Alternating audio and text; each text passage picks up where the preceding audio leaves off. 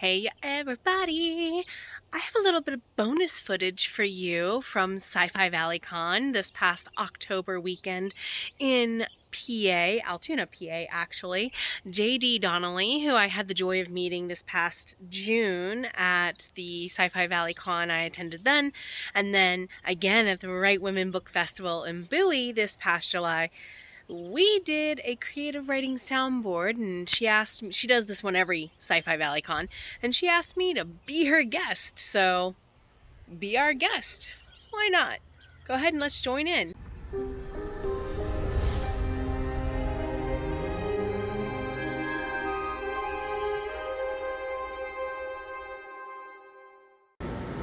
Should have brought my Quest sticker with me. I see some people are Questers in the crowd. Oh yeah, I'm questing too.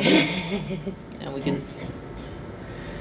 All right, it is now 11. Get started.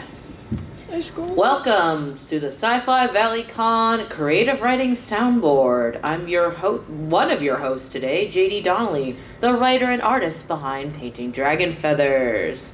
Thank you all for coming. I was inspired to host this panel after a previous Sci-Fi Valley Con when I gave an impromptu How to Write Emotional Characters panel and facilitated sharing our creative writing ideas and questions and getting feedback, constructive criticism, and encouragement. Full transparency, I'm operating with half a brain cell this morning.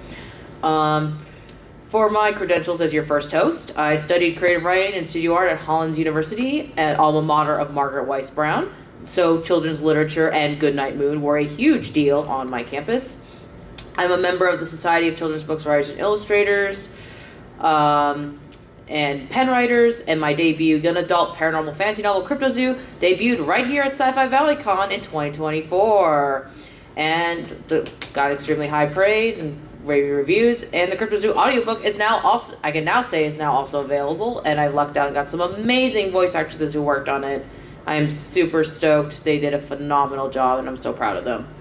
So, and today I do have a co-host joining me, author Jenna O'Malley. Though I probably could do this without a mic because I taught K-12 high school English for 15 years. Hello everybody, my name is Jenna O'Malley. I am your soul writer, author of sci-fi fantasy with dashes of romance and nerdy references. Alongside the raw healing stories my characters do weave throughout time and space, I help other soul bards such as yourselves get back to doing what you do best in your business as an author or writer, in your pace, in your time, in your stride. I equate it to being like Gandalf showing up to parties. You are the party, show up when you're ready. And that's what we focus on through my YouTube channel with my membership there and the greater academy I run called Soul Bard Academy for authors for whom education did not serve them well, who may be neurodivergent or trauma survivors. We are here to get you writing from the soul again. Thank you to JD. I am here today. We met at the previous Sci-Fi Valley Con in June.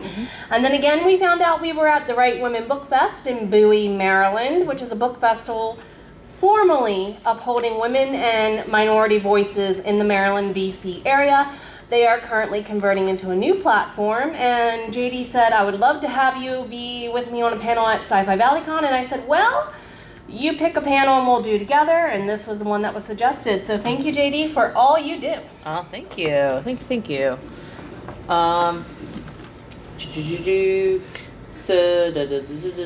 So, while we are both very knowledgeable about writing in general, from craft to traditional publishing practices and indie publishing processes and producing an audiobook, we are not the end-all be-all of the end-all be-all say of writing matters today. If we can't answer your questions with dazzling brilliance or baffling BS, maybe one or more of our more knowledgeable audience members can step in. Like last time I hosted this, we actually had someone who worked in the warehouse at Ingram Spark in the audience and was able to answer questions. Oh, nice. So, but first let's take care of some housekeeping and lay down some ground rules. Rule 1, and the biggest one, don't be a jerk. Plain and simple, this is a forum where anyone can share from their creative writing journey and projects regardless of how far along they are or how polished their ideas are at this time. And it is much of an art as the writing itself to give and receive feedback, and often misconstrued and dreaded word, critique. If you're going to be offering feedback or advice, please make sure it is actually genuine or constructive.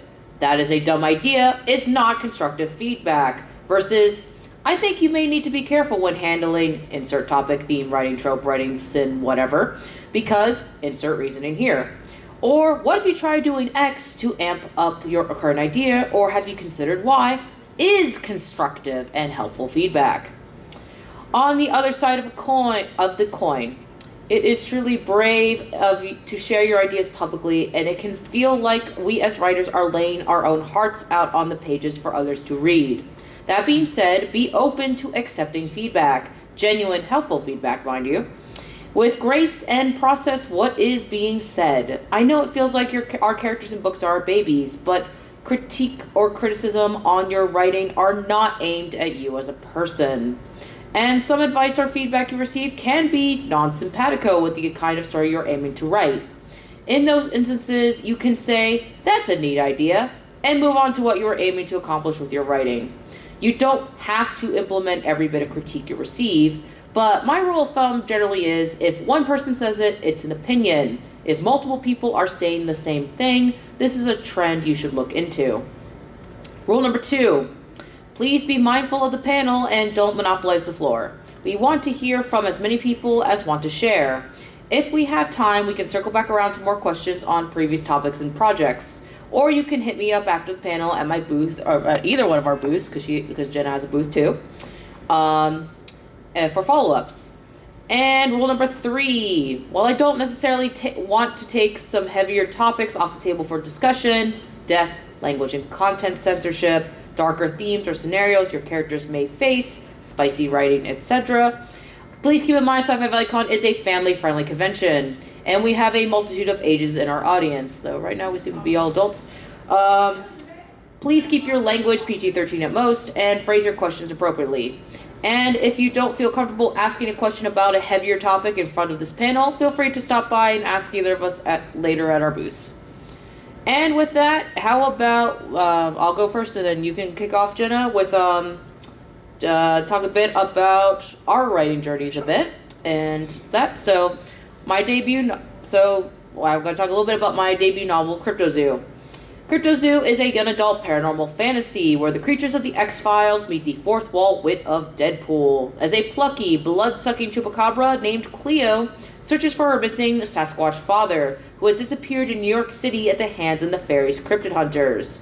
She, reluctantly, teams up with the one and only Jersey Devil, who teaches her how to masquerade as a human and blend into the concrete jungle. And they work together to save the missing Sasquatch and stop a cataclysmic prophecy from the Mothman. I did initially get the idea for Cryptozoo back in 2009, while I was still in college, when I doodled a chupacabra, a Sasquatch, and a Jersey Devil drinking and chewing the crap.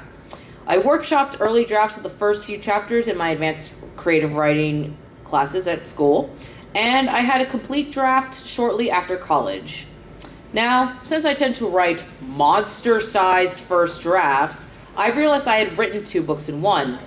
I've since divided it accordingly, and I edited and polished the first installment with the help of a professional editor. I queried it around to agents and editors in the traditional publishing industry for several years, and after some nibbles and a couple near misses, I decided to pursue indie publishing Cryptozoo, so I could directly share it with its intended audience, since I frequently vend here in Comic-Cons and Anime Con spaces, which is its intended audience frequents. So I hired a freelance editor, which I found through Lord Oberweger, who did an amazing job of kicking the story in the pants and helping make Cleo a much more engaging character and active protagonist. And after some more editing, then another round of line editing, Cryptozoo was ready for release. I wrote the story and illustrated the cover art, and my lovely, I can now say husband, helped me with because I got married last weekend. And I'm here, and I'm very tired. Thank you so much. So he helped with the technical formatting of the print and ebook, and then I also had a group of beta readers, because I'm in a writing group, we call ourselves the Quill and Qwerty. Which are basically a couple of my friends from our alma mater, and we all swap stuff. And several months later, I decided to produce the audiobook version. I listed it on ACX, the Audio Exchange Network, which is a platform connected to Audible and Amazon. It is and I found it is surreal to hear your characters fall out of someone else's mouth. Not only are the voice actresses, Pam and Janie, so enthusiastic about the story and the characters and performed all the roles amazingly based on our feedback, our back and forth discussions and feedback, they did all the sound editing and they helped catch the last few typos that had the last few typos that initially made it to print. And also they were also Latina, and they were able to offer translation corrections to my high school level Pennsylvania Spanish, and bring genuine bilingual nuance to Cleo. So, and I'm going to pass the mic over to Jenna. Please give us a brief overview of your writing journey.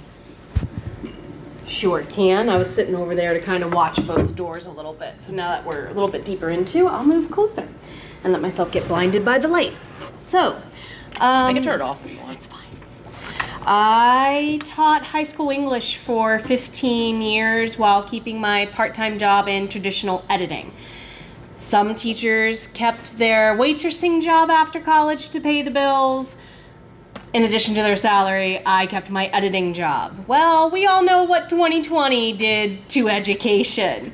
And I had a bunch of students who I had taught how to write and indie publish say, we're in college now, I'm paying part of my mortgage with what you taught me how to do. Why aren't you leading by example and getting off your butt and publishing these cool stories you've been kind of writing alongside of us for a decade and a half?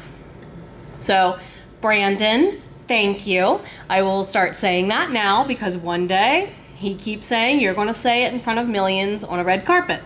So Brandon, thank you. He kicked me in the butt in return like I did to him millions of times in the classroom. And that's where Bound by Fate and Blood came out of. I was listening to a lot of rock metal, symphonic metal, Viking metal that's very storytelling in their lyrics from Europe when I was commuting from Cumberland, Maryland to go teach in various parts of West Virginia prior to 2020, and I had plenty of the mountains around me inspiring me to write. So Bound by Fate and Blood did not get pitched traditionally because I knew with what it covered that the traditional landscape was not receptive to all voices in power being voices in power, to a matriarchy being a matriarchy, to magical immortals showing the humans how to actually get along despite your different races. I knew this, having worked in publishing, it would not be well received, so I indie published. I study under one author called Sarah Cannon. She is a tour de force in the publishing indie world. She runs the Heart Breathings writing community, and it is through that community I have learned how to publish wide across all platforms. My books are soon to be an audiobook. I just auditioned my narrators for book 1, and oh boy. What platform or avenue are you using for your audiobooks? I am anti-Amazon everything. If I can be wide, I want it wide. So my book has been hailed as Outlander meets Stargate because it does indeed go across time and space. We started season 1 in the 1600s. Season 2 is going to be circa now. And then season 3 covers, well, the beyond. So if you're looking for someone who covers a lot of subgenres in the dark fantasy sci-fi realm, welcome to the Myrna Annals. We are looking for a lot of people to join our found family of merry misfits, and if you want to learn how to write about a found family of merry misfits, reach out. Thank you, JD. Yep. All right, with that being said, so we prove we're not just random bozos up here talking with y'all. We'll open the floor. If anyone would like to ask a question, share something there, like pitch an idea, get feedback on an idea of theirs, or like even do a reading of something you've written recently, who would like to go first? You were talking earlier about. Oh, sorry. Yeah. So you raised your hand. That's fine. Would you like a microphone? Sure. Yeah, we know we are loud. We don't expect y'all to be loud. Yeah. You were talking earlier about music inspiring you. So I sort of have this thing where I'll hear a song and I'll imagine a scene or an event or a concept or a character like based on that song, and like sometimes I'll build an idea around that. Like a little while ago, I heard a song from a band called Fish in a Birdcage, and they had a song called The Birds Are Plotting Something. And it inspired in a scene in a bathroom that I'm not really going to describe too much, but like, and I built out of it an idea of an aviary in which you enter into an Alice in Wonderland type world, and it's filled with like cosmic horror and such. Ooh, that sounds like a great What do idea. So, how do you think that music interacts with ideas in general? Like Okay, yeah. Oh, sorry, I don't mean to cut off your question if you still... Like, yeah, I'm done with the question. Okay. I was gonna. I will admit I am heavily influenced by music. A lot of times I will throw on music and pace around, and that's how I percolate my story. It is, as you described it, I basically have AMVs playing in my head, and it helps inspire, it gets the plot bunnies to come out of their hiding and help me. And there are, I definitely sit down and there's definitely certain songs that inspire certain scenes, whether it be directly through the lyrics or just the vibe. And also characters too. In fact, when I was like working with my audiobook narrators, they said send us any like song inspiration or like other characters for like we should aim for. And for the Jersey Devil character in his for his voice, because like this is like a wife duo that worked on my audiobook, but the Pam did all the male voices, and she's a voice chameleon. I forget half the time she's Pam. I literally sent her references of Xanatos from Gargoyles. Oh, nice. And this, because the Jersey Devil in his human persona, he is a CEO of power and has that smooth business debonair. But I also sent the song "We Don't Have to Dance" by Andy Black, because not only is it the song, like the voice itself was actually also similar to what I was aiming for. The character itself, like the lyrics actually fit his character very, very well. And I do plan, like I am in the process. I am a very busy and very tired person because I wear a lot of hats. I got the wedding off my plate at least. Actually, 2 weddings because my sister got married and engaged like a month before I did. So literally 2 weddings back to back in the family, within a month of each other. But I am in the process of I'm making character sheets and putting them up on social media and sharing them. And the benefit of platforms such as Instagram and TikTok is you can throw the songs that inspired those characters over the videos. So for Cleo, the Chupacabra character, I actually do have the song by There Will Be Blood by Kim Petras. And I am currently working on JD's, not me, JD. He is also, the Jersey Devils also goes by JD. Believe me, when I was actually submitting those chapters of CryptoZoo to Creative Writing class, people at first thought I was writing a self-insert fanfic, and I'm like, nope, JD, because the character came about before, like around the same time I got the nickname JD, so it just worked out too well, that JD for Jersey Devil. So character JD, so I'm working on his character sheet now, and I will be throwing on the song We Don't Have to Dance by Andy Black. So I'm going to be a teacher. You can take the teacher out of the classroom, but you can't take the classroom out of the teacher. You all have internet-capable devices somewhere on your person. Pull up Google and search your brain listening to music on an MRI. I don't have a phone or things like that. To describe it to you, for those who don't have a phone, listening to music, they have found, is the #1 way to, at the same moment, simultaneously, light up the most parts of the brain to be active. If you want to get stuff done and your brain don't feel like working with you, as I used to tell my students, find a song that is an anthem to you.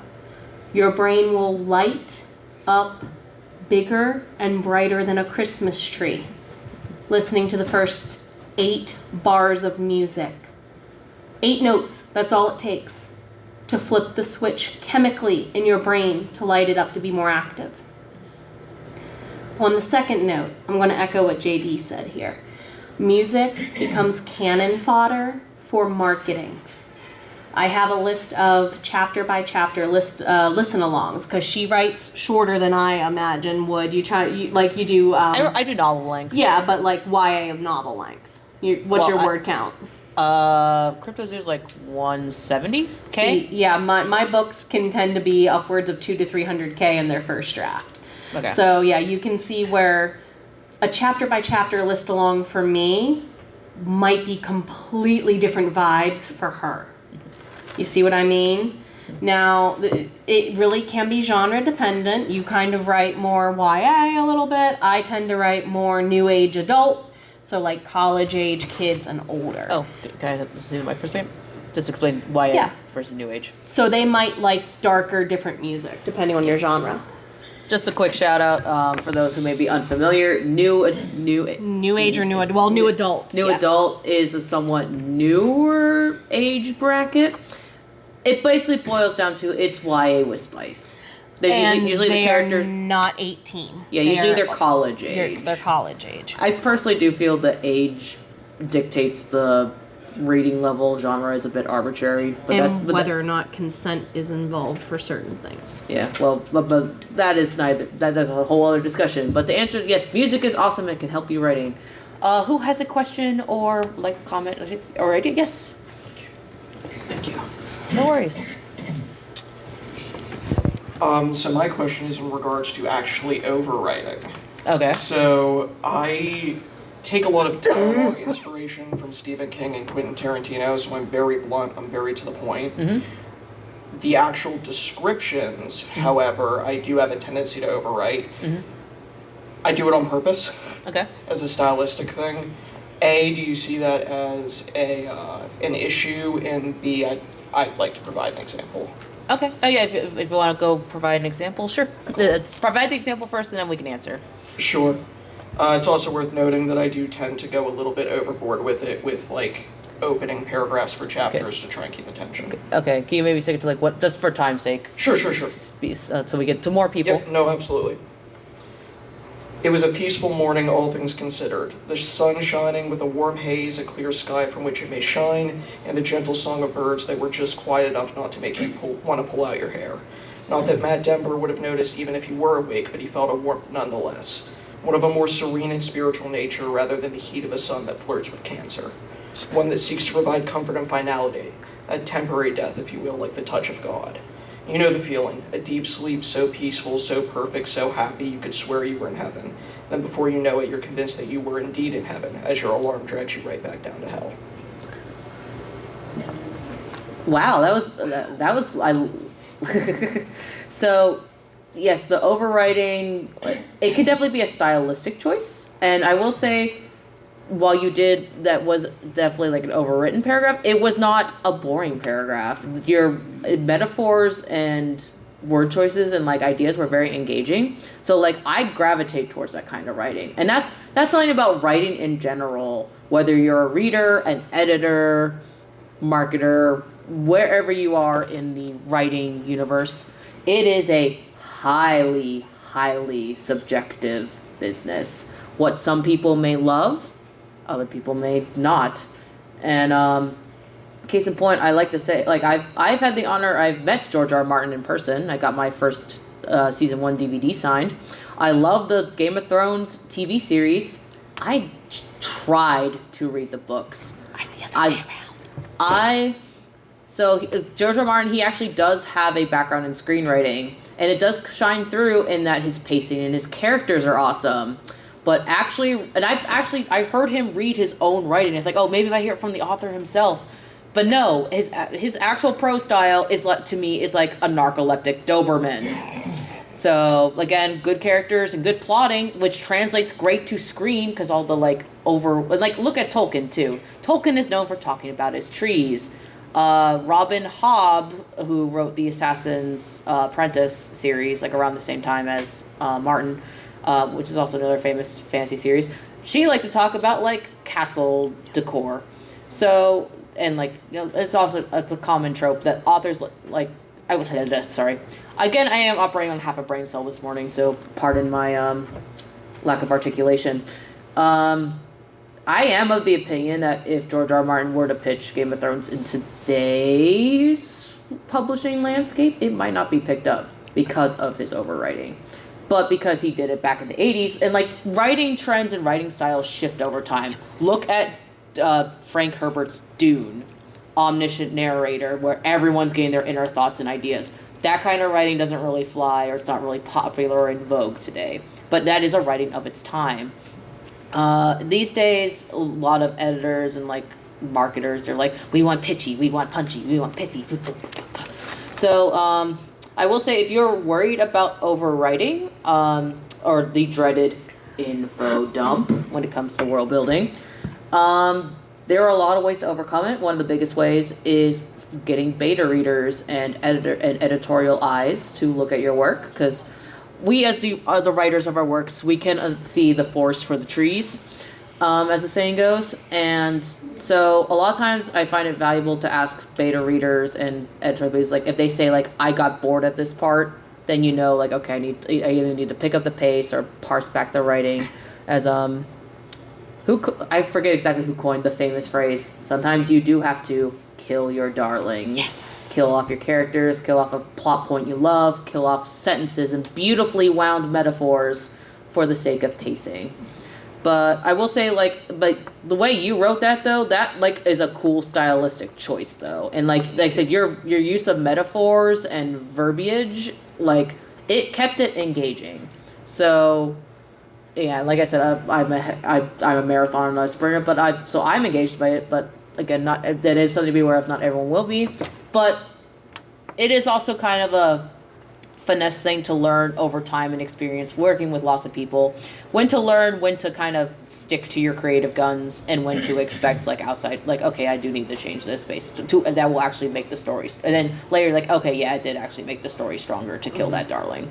Maybe for a suggestion, or like maybe you could lower the metaphors, like, to make them connect more seamlessly. So like with the sun in heaven and the down to the alarm clock in hell, you could like maybe like get rid of the light of God thing, because you could. I was just about to say, like, you might want to be saying this here so the room can hear what you're I'll saying. hand it off to him. I will say some of the verbiage choices, though, also gives us a bit of a glimpse into the world building, because you say, like, oh, sun is a cancer-stricken thing, alarm down hell. We get the context off the bat that this is a more modern, contemporary setting. We're not dealing with, like, medieval stuff. Because, So. like, the light of heaven thing already seems to imply the idea of, like, God in that way, so it might make more sense to, like, mix those together. Like, that's not, like, that's just a suggestion from my Sure. part, but, like... Okay. Yep. Okay. He was actually going to go to a point that I often make as an editor who has taught students who can't read how to read. The current average reader of the U.S. has a 6th grade reading level. They don't do mixed metaphors until high school, sweetie. So, as a coach and an editor, I'm going to go back to basics and remind you of the literary numbers 3, 5, 7, 12. If you mention a metaphor that matters at the hook of a paragraph in a chapter or at a section in your novel, does it come up 3, 5, 7, or 12 times? If the answer is no, that's a note for you, not a note for the reader. Okay. Yep. So we as writers, as I kind of mentioned in a chat yesterday, we are the first reporters of what our characters give to us. And therefore, we end up with details that we don't necessarily need to give to the reader. This is where the punching on marketing comes into play in your writing.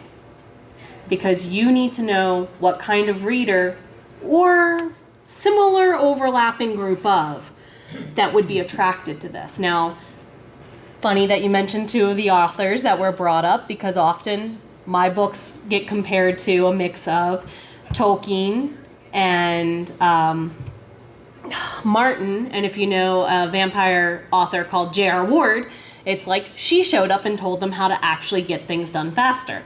So definitely I'm going to give you the advice that a previous editor gave me. If you don't mention again, let it go. Save yourself the pennies on the page, especially given how the price of stuff has upped in the last 5 years for production costs for publishing. If you can save 2 to 3 cents by cutting out that stuff per book, That's going to add up by the time you even sell 10, 20 books. So start thinking about, yes, it's okay to overwrite, and I'm saying this as a recovering overwriter. I want my darlings out there, but we need to learn that not everyone else wants them too, and that takes the finesse she mentioned. You're on the right track. Get other eyes, and when you send it out, ask them to pay attention to how you use mixed literary devices, because you had metaphors in there, but you had some assonance alliteration with vowels, consonants, alliterations with consonants. And some people still don't deal with those well because they're part of that poetic, flowery language that Martin and Tolkien are known for. Yeah. Those two and Robert Jordan was what I was going for, actually. So If that is your intended audience, you nailed it. 110% is. Actually, that's just a random example that I wrote on the fly. Yeah. No. I'm actually writing dark fantasy. I just don't like to share that. And I will say it can vary by genre how Yes. much overwriting and purple prose. Another term that is purple prose. I sell purple prose bunnies at my purple prose prop bunnies. Wow, say that 10 times fast. Purple prose plot bunnies. Purple At prose my plot bunnies. booth. But yeah, it will also vary a little bit based on your audience level, what your intended audience, and what genre you're writing. Typically, overwriting and larger word counts are more acceptable in speculative genres because it is expected for either you're going to have more purple prose and more descriptions, or you just need more screen time, page time for explaining how this weird, not our world works. Yeah, Jordan was the golden standard for me. Yep. All right. Thank you. Thank you for sharing. I do apologize. Normally, I do have little plot bunnies I toss out to people who share, but again, I have half a brain cell this morning, and they're locked in my car. But so who wants to share or ask a question next? Please don't be shy. I have had my tetanus shot in the last 5 years. Oh, you have? I haven't. Dang, I heard they were good for 10. If you get bit by a dog, you get a free tetanus shot, even if it's your own dog. Yeah, just in case. Yeah, I'm actually a little sad. I actually had for a while my scars looked like I actually had the bite radius visible. It was my own Rottweiler. It was an accident. Another fun fact: Rottweilers have the bite force of slamming your arm in a car door. I bet. Yes, you in the hat. Did you have experiences in trying to publish mainstream that made you go indie? My entire experience querying. I will say I was querying since college age till about 2024 with both CryptoZoo. I also have a middle grade dragon story in the works. And a lot of times in the traditional sphere, as it is today, I can say that my mentors, who are much older, they come of the era where back in the day, you could walk into a publisher's doors with your portfolio and talk, because I have some of my mentors are illustrators, some of them are authors.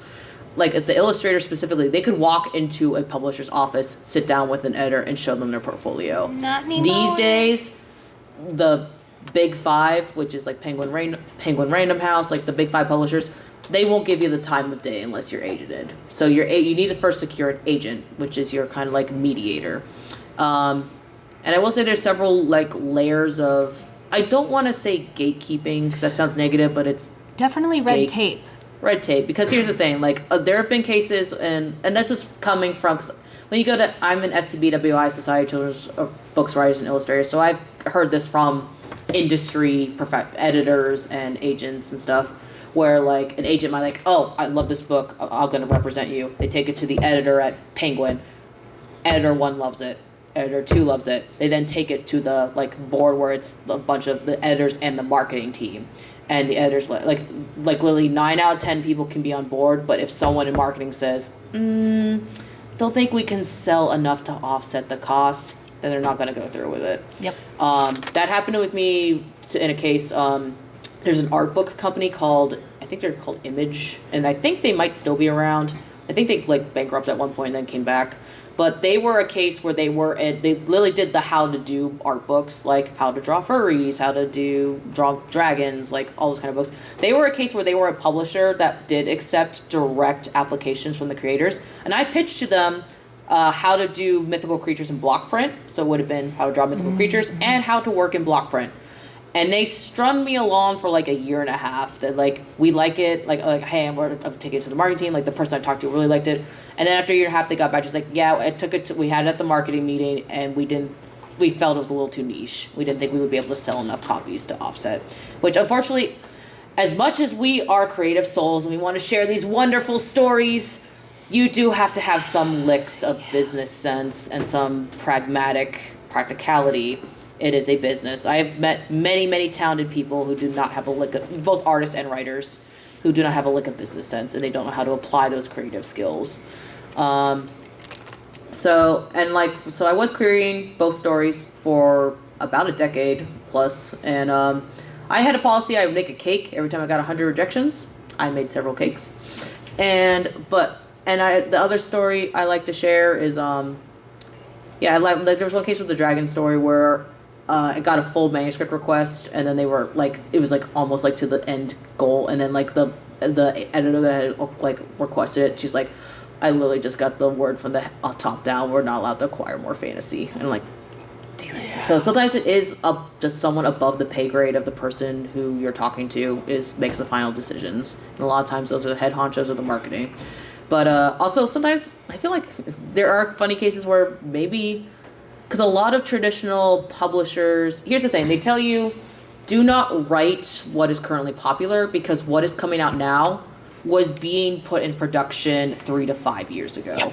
So what may be, like what's hot right now is smutty dragon novels. Unfortunately. That, I have thoughts, but that's not this question. But those would have been in going from agent to editor to publisher like 3 to 4 years ago. So when you see like a glut of vampire books, it's not because one got popular and then a whole bunch came along. It just happened to be simultaneously. And publishers, they are trying to hedge their bets. And they're like, okay, we think space vampires are going to be popular. Let's acquire a bunch of space vampire titles. Okay, oh no, it's going to be goblin cookbooks. We need to acquire goblin cookbooks. So like, and a lot of times, a lot of publishers too, they try to play it, because it is a numbers game to them. Yes. It is marketing. It is math.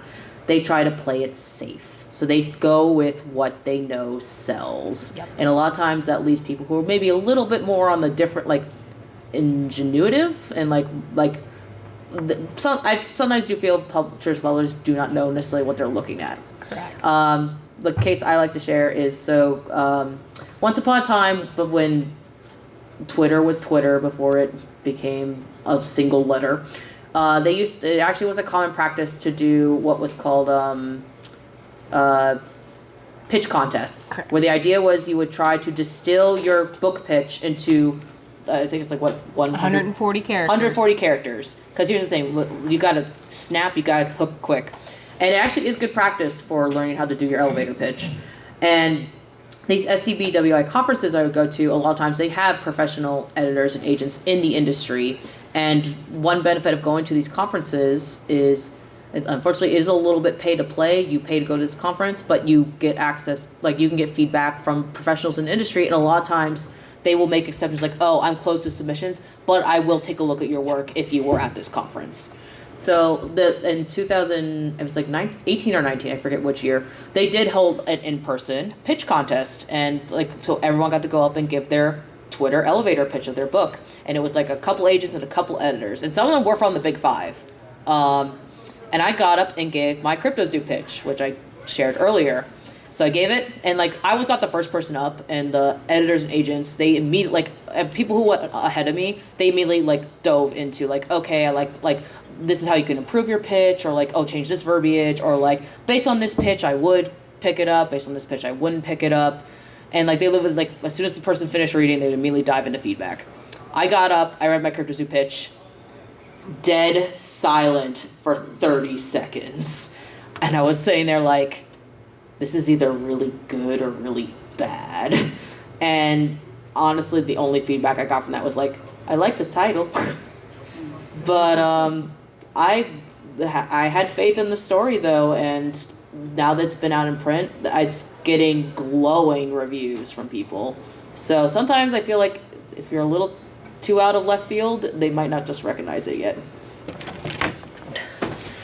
I'm kind of in a similar boat. Like I said earlier, I worked as an editor in publishing for years, so I knew they were not looking for my books when I was getting ready to publish.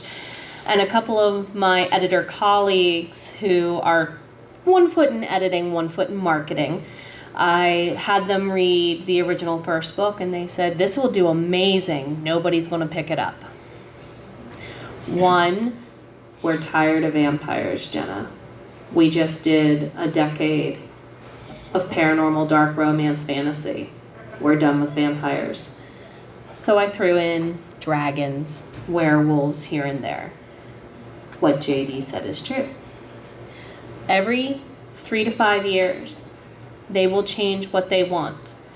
And niching is a bad idea if you do it. They want to control the niches because they want to control where the money flows in traditional publishing. And if one person or one tiny cog in the wheel doesn't exactly meet the group of books they're going to send out, you will get dropped, unfortunately. And I have had to have been the evil person doing the contact on the just got dropped. We got, like literally she said, we just got a top down of fantasy is tanking now. And sadly, the traditional world tried to blame the indie world. And I will say this, as someone who did work on the publishing inside, the big five are scared of the indie world because they had to change how they give their advances and control their marketing to keep up. Yeah, indie is no longer the dirty word it once was, or self-publishing rather. And look at the success of projects like Has Been Hotel and Lore Olympus. Like seeing Has Been Hotel and Lore Olympus and other indie projects take off, and not just publishing but other spheres. It what gave me the kick in the like. You know what? I'm gonna go indie. Amazing Digital Circus gets hundreds of millions of views. Exactly. Yeah, so it is people talk, like grassroots is becoming the new prime marketing strategy. I mean, look at HBO's The Pitt. Yes. Not an ounce of marketing. It was all word of mouth that got The Pitt so popular.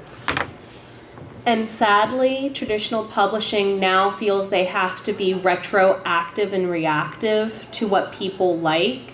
So yeah, sadly, we are getting tiny spikes of things like YA witches or extreme horror amid these greater categories. Is that sort of like the dungeon crawler Carl? He had a web Exactly. novel and it popped and then Rich publishers. Exactly where I'm going. You also have these indie publishers because we as indie authors, thanks to people who make things like web comics like Dungeon Crawler Carl and so on and so forth, we now can do things like make a Patreon and give people a chapter a week. That's how I produced 9 books in 2 years. I belonged to something like that and had over 100 people chomping at the bit for one more chapter. One more chapter. We as indie authors have that joy. Publishing contracts often negate people from being allowed to do those things without the publisher overseeing it, unless their contract says otherwise, okay? So when you get into thinking indie versus trad, you have one question to ask yourself, my friends. How much control do I want creatively over every single step of the process? Indies, we are a one woman, one man, one author show with a huge team of connected collaborators behind us. Yeah, you do need a tribe to help off, but I want to get to at least 1 or 2 more questions. I see Red Lantern has a question. Actually, Greatest American Hero. I'm not familiar, sorry. Yeah, why not be old enough? I've done both, indie and trad, and I'm doing more indie now. Mm-hmm. And the reason why, there's several reasons why, I'm not going to air my dirty laundry here, but one of which is when you do trad, you don't know if your marketing efforts are working because you only get a report once every 6 months. So, and you have to do the same amount of marketing as indie as you do trad, because trad, unless you are Matt Dinneman, they're not putting their money into you. Yeah, Yep. traditional publishers are starting to shift more of the marketing and the footwork, legwork. Basically, what was once the benefit of doing traditional publishing, they are starting to shift it more onto the creators themselves. And But one thing to keep in mind is that literally 1 million books are published per year. And when you go indie, you have to know who your market is, and you have to be willing to market, because otherwise you're noise. There's so much noise out there. You have to figure out how to stand out.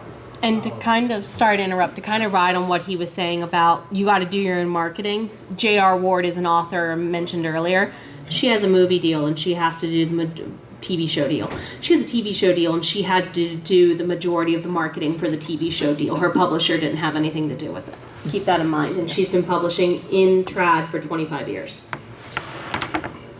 okay, well, I see. We've also learned that don't have your family review your books. Yeah. Facebook and Amazon talk to each other. Or buy your books. Or buy your Don't books. have your family buy your Unless books. they're already in that's if they're already in the fantasy realm and they don't share your last name, then that's okay. But I don't read the books, the genre that my husband reads. I read his, but I don't read that genre on a normal basis. Right. So my reviews are tanking. Yep. Because I'm not a sci-fi reader. I don't read sci-fi. I read other things.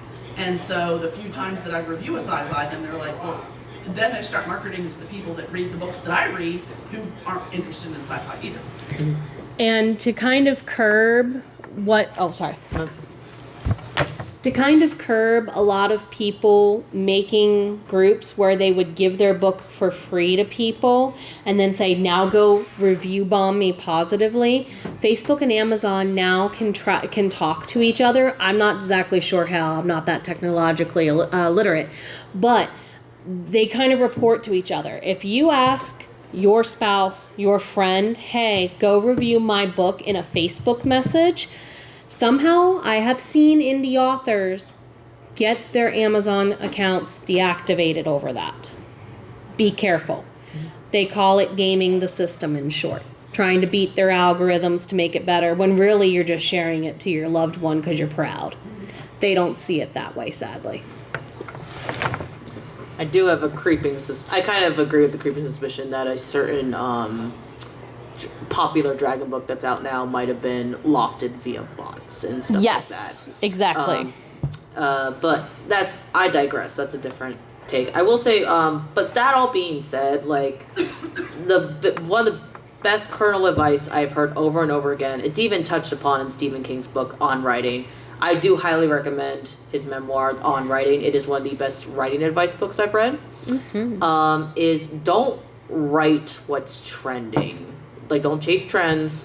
Write the story you want to read. And so I literally like cryptids and dragons, and I write those kind of stories. And for Cryptozoo specifically, I was tired of seeing, like, you know, how many supernatural cryptid-based stories are, oh, kid goes out and tries to find all the cryptids, or knockoff Molly and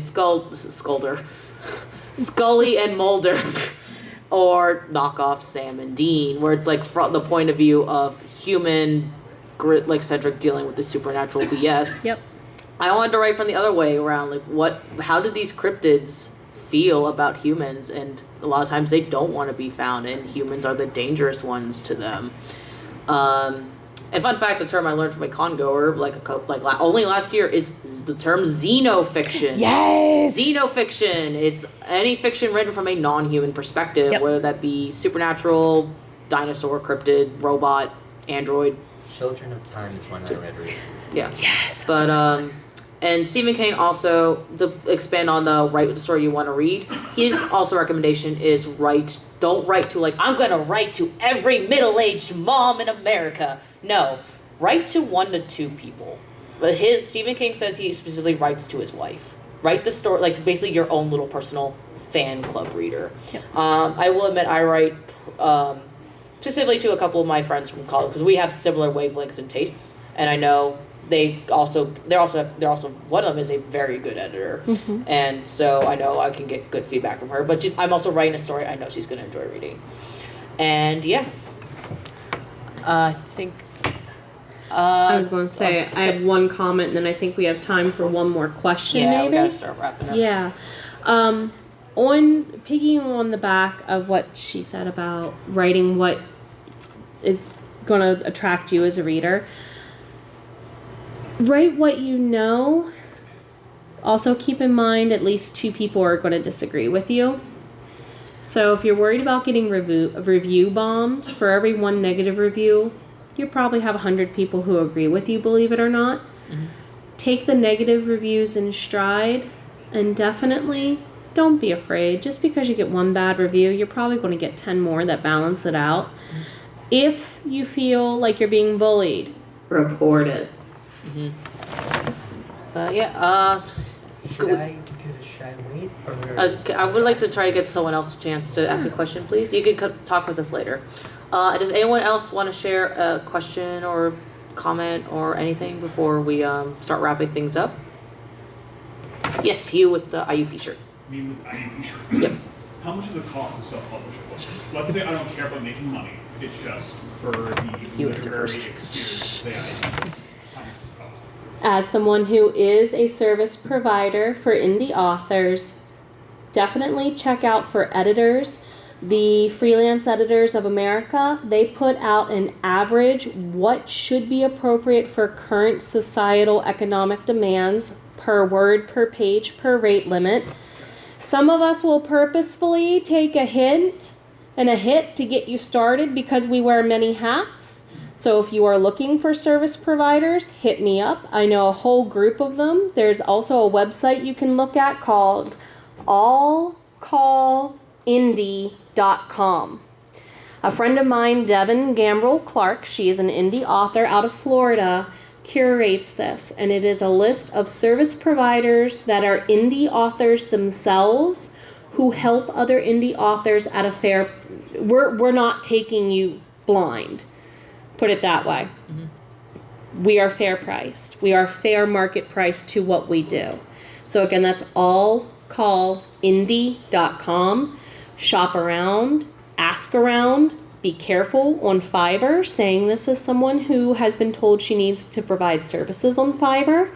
Vetting matters on Fiverr and everywhere, but definitely on sites like Fiverr where scams kind of live, unfortunately. For me, my first book, because it went through a rebrand. The first time I did it, it cost me about $1,000, including my book cover artist, some posts, like characters I had drawn to use for marketing purposes, and then, of course, any editing or anything like that. The second rebrand, I actually ran a Kickstarter that funded it, and it paid for new covers, a second edit, and things of that nature. So on average, it kind of depends on what you're willing to pay applies. Also, what does vetting say you should be paying to the industry standard applies. Okay. I'm going to preface mine by saying, A, you're going to get what you pay for, and it's going to be reflective of that. And B, I will caveat on my end, I was very fortunate to have a very supportive family and to have inheritance after a family member passed to seed. I will say, when I'm going into my indie publishing journey, though, I made a budget and anticipated where would I be spending the most money. And I knew I wanted to sink the most money into an editor. Yep. And I'm fortunate that I am a professional artist, so I did not have to pay myself for a cover. But that's the other area I highly recommend sinking your money into, is get a nice cover. Because they say we don't judge books by their cover. That's a lie. We totally do judge books by their cover. And I literally have gotten people drawn to my booth and my book based on the cover. Even walking into bookstores, wow, your cover is amazing. So covers can make or break. The other area I knew I wanted to drop more money on was marketing. I will say, I think all said and done I will say, and then that's before I even got to the audiobook. Yeah. Audiobook is a whole other beast. Oh yeah. But so for the print book, I think it came out to maybe $3K because I also too the editor I found, she was a highly professional editor. She actually worked on like the Warrior Cat series and just went freelance. So she was also worth every penny. But also she gave me feedback on content feedback. I did the edits. And so when I first gave it to her, it was like 100K words, and then I implemented like a bunch of changes, and it crept up to 170K. And when I said it, she's like, wait a minute, you added a whole other book's worth of words. I'm like, I implemented the changes you suggested, and the story's now stronger. And actually, when I changed it, it got fatter, but it did come out stronger. She's like, I'm gonna have to charge you like it's a whole other book. And I'm like, you know what? 100% fair. Your time is valuable. Unexpected expense. I will say, I do not plan to work with her again for the sequel. Not because she did not give good work, but because she seemed disinterested in continuing a relationship afterward. Like I kept she was like, hey, here's a free copy of your book. Hey, here's a free code for the audiobook. And she just kept leaving me unread. So I don't know if she's just a busy person or want nothing to do with me afterwards. But I will say, and like I said, the audiobook, it's gonna vary depending on your voice actor's rates. And how many you use. Yes, and sometimes you can split the difference. You can either they get a smaller rate, but they get a chunk of royalty off the audiobooks. You can do like 50-50, where it's like they get a modest rate and then a modest royalty cut, or you could do full rate, like you just pay them kind of all up front for the work, and then you keep all the royalties. I did opt for that for my first book, and it was about 18 hours worth of work, and it was like $200 an hour. But they also did all the sound editing too. So that was and they were highly, highly professional. There were some rounds of revisions that did incur some fees. And we are at the end of our time, so we have to get going. So please, if you have any more questions or follow-ups, come visit us at our booth. We'd be happy to talk shop. She's on the second floor? Yeah, booth P1. We're also both giving out conquests, so you can get some of your last-minute stampies. Get some fresh air. Come see me outside. Yep. All right, thank you all for coming to Sci-Fi Valley Con and sharing your creative works.